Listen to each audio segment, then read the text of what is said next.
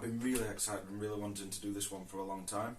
I think I mentioned this a few weeks ago, it might have been a month ago now, where I said I'll be having a surprise and something a bit different to do with videos. So this one, I've decided to move out of gyms, move out of your big commercial branch gyms. You know, my membership ran out with Ultraflex about 2 weeks ago, and since then I've decided to move back into training in my own home. So you might be thinking, oh Greg, what are you doing here? This is a right downgrade. As I've progressed and got stronger, you tend to find that you're doing less and less exercises as you're lifting more and more weight, just because it's that taxing and tiring on your body and it's so hard to recover from. You tend to want to mainly focus on your big three and maybe one or two variations towards the end of the session. You really don't do that much. And the amount of exercises you can do with just a barbell or the equipment that I've got in there, you start to realise, hang on a minute, I don't really use that much in the gyms. So I decided it might be a bit expensive to start up, but it will crack even, in my reckoning, in about 3 years maybe, because with me and my dad both using it, that's a big factor. Ultraflex price has gone up to £410 per person per year. Obviously that's the cheapest if you pay for a full year at once, which is 820 quid. It's like, whoa. So after 2 years, that's factoring it doesn't go up as well like it did the last year. Between the 2 years, which me and my dad only paid 380 per person each for a full year. So my maths, that's £1,640, and that's a lot of money. So we decided, let's do it. One of the main things that we weren't so keen on with Ultraflex was the travel for us as well. To get to some good gyms, you've got to travel there. It doesn't sound long, but half an hour there, half an hour back sometimes if traffic's bad. That's a full hour. So we decided, let's do it. We save on time, it'll save on money. They're sort of like the two most valuable things you can have. And the number three, which me not having to pay for it, I value more, is I'm not losing out on any training. I'm not getting weaker by doing this. It's not a step back. It's at least equal, if not better, to training in a big gym. So that's just a brief little breakdown of why we did it and some of the positives of training at home. Obviously there's some negatives, like if you're a social person, you like talking to people, you're going to miss out on that aspect. But I don't go to the gyms to talk to people. I go to the gyms to lift weight, get in, get out, set my timer. You've got 3 hours to absolutely annihilate the deadlift. That's it then. Once you've done your deadlift, you might do some block deadlift, you might go and do some pause deadlift, and that's it. Your time's up. It's that taxing and tiring, especially when you've got the suits on as well. And I do this, when you're squatting with the suit and you've got to keep wrapping your knees. It takes a good, hour and a half to do your squats. By the time that, when you've got your suit on and off and wrap your knees that many times, it takes some time. And that gives you a bit of time to do maybe some Romanian deadlifts or leg curls, which we can do in there. So just the time aspect as well. Instead of taking 4 hours, that's 3 hours. You can get in, go and get some food straight away. And one thing I've wanted to start doing is bettering my recovery. One thing, I know nobody can outwork me.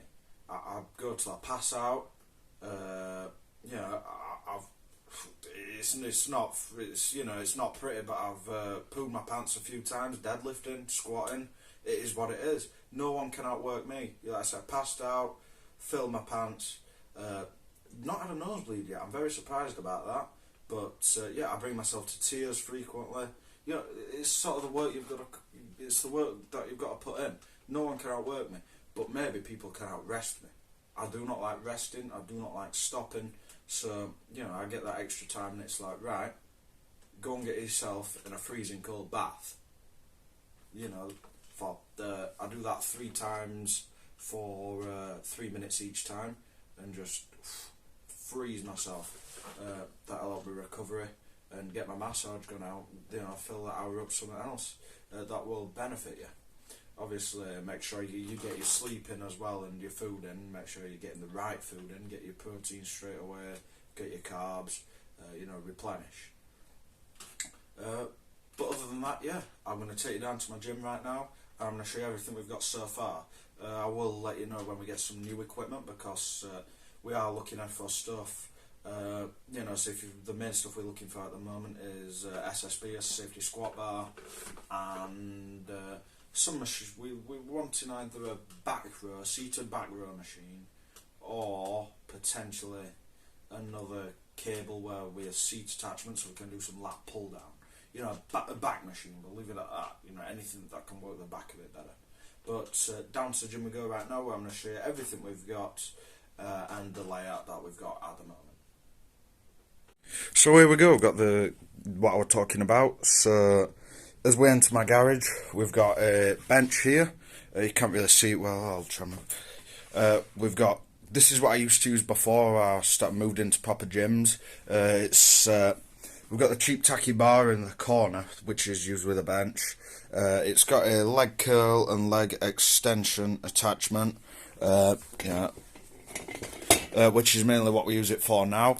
Like I say, it's got 1-inch plates, which we've got stored about 150 kilos of weight there.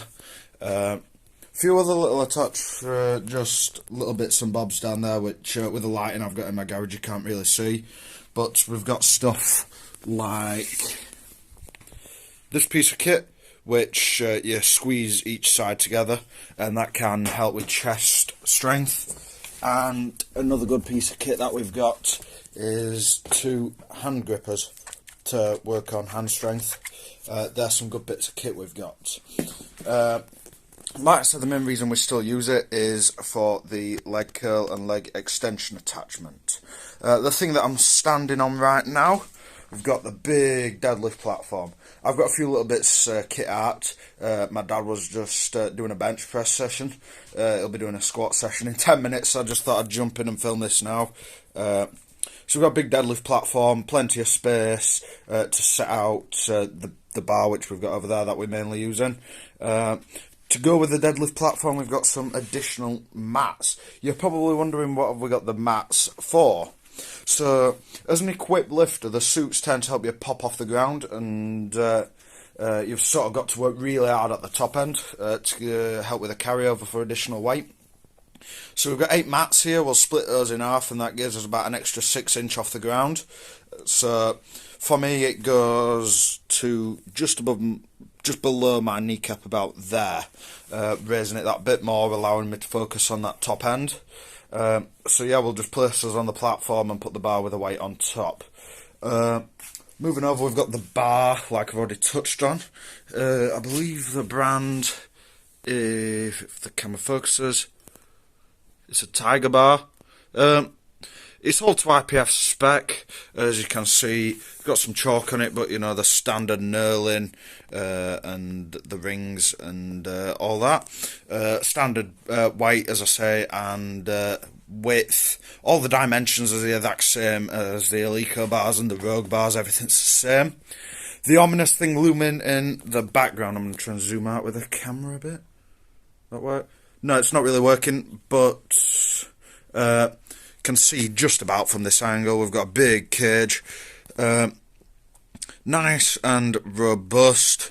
I've been using this for about 2 weeks now, and I've failed some really heavy squats on this and dropped it down from about 6 inches on those stops, and the cage didn't move an inch. It's real solid. We can also use that for benching. As you can see, the stops are set nice and low to go with the mirror fit bench that we've got over here. It's a super duper solid bench. Bought this off a guy that I know quite well. You just simply screw the bottom pieces onto the main padding, and that's it. It's a super duper solid standard width bench. I love that bench. We've also got an adjustable bench over here, so for any maybe you want to do some seated shoulder press, you can just change the attachment like that and it's ready to go. Some incline bench press, all ready to go. What next have we got? We've got the weight. We've got the same on both sides of the squat rack, so we've got 25.50, that's in bumpers. These ones are also 25, so that's 100. On this side, that's 200. Another 20, that's 40. Two 15s here, and a 10. Obviously, then got a 5, a 2.5, and a 1 1/4. I believe the max weight we can fit on the bar, we're having the big bumpers, is about 320, which is enough for the moment, but we're going to have to invest in some of the more cast iron 25s.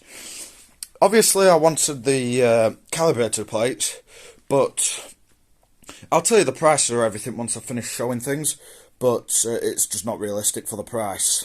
We'll just leave it at that for the moment. As we move to the back of the squat cage, we've got the pull-up attachment. That's real nice. You can see the wooden beams in the garage. That's positioned just perfectly, so you know how high to go on a pull-up. That keeps a nice good tension on the back. The garage, obviously, we've got garage things. I eat a lot. My dad's a powerlifter. He eats a lot. We've got to stock up on food. Obviously, garage stuff. We've got to have stuff like that. All in here, bikes, lawnmowers, stuff like that. A freezer again. We eat a lot. But we've got my main shelf of equipment. I've got each shelf is for something. The top shelf is multiply and unlimited stuff.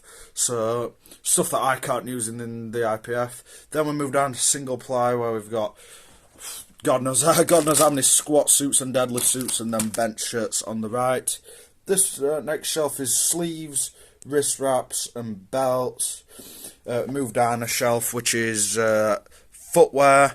That's obviously deadlift shoes, socks, and squat shoes. Then we've got lifting aids at the bottom, like massage guns, headphones, talc, chalk, singlets, blocks, stuff like that. One thing that we are currently building in the garage is your cable pulley attachments. I've got the boxes here with some stuff, and behind this big box we've got a weight already opened. Should be able to fit about 90 kilos on each side, which is enough. So now the price. Oh, one more thing. I've got a shirt pinned up on the wall, which is the first the day when I got the 200 kilo bench press in my 2-ply F8 shirt.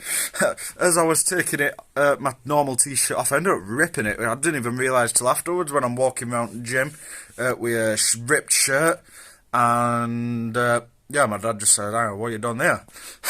So I just pinned that up on the wall as a nice memory of that. So just a quick price up then. The cable pulleys over there, that cost 400 off Amazon. This adjustable bench cost very cheap, £70. Those two are brand new off Amazon, both of those. This flat bench, as I said, we bought it off someone off a powerlifting kit for sale on Facebook.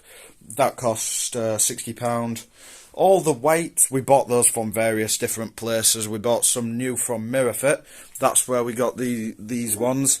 The cast, the other rusted cast irons, the 215, well, the forks are on each side, but the 415s and the 425s, we bought those from the same place where we bought the bar and the deadlift platform.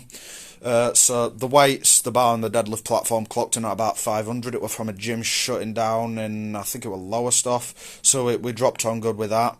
The 25 bumpers, they were from a mate of mine at schools, and the squat cage was from also on Powerlifting Kit for Sale, the Facebook group. That cost £500, well worth it. I must also say it's got the band attachments there, so you can use it for, if you want to do some band benching to work on speed work or whatever, increasing top end strength, lockout strength. They're there also for squats. These additional deadlift mats, we got those off Strength Shop. I think they were doing a deal where if you buy at least 8, which we bought, you get 10% off, so that worked very well. Obviously, just quick price up on this. We bought everything on the smaller bench over here for about £300, but that was a long time ago, about 10-15 years ago. Probably 10 years ago, yeah. When things were a lot cheaper, a lot cheaper. I'll not tell you the prices of kit. That's the kit is really expensive. I cannot remember how much most of that cost. Oh, one piece of kit I will touch upon while we're in here. I got some new deadlift shoes, the Notorious Lift. They're very good. I got them in size 7.5, they fit real snug. I saw some lifters using them and I thought, oh, got a bit of spare cash, why not use them? So that's it for this week. If you like I think I've got a good setup. We're obviously going to be buying some more kit. If you know anyone that's selling kit, please let me know. But other than that, thank you for joining me, and until next week, keep lifting that big weight.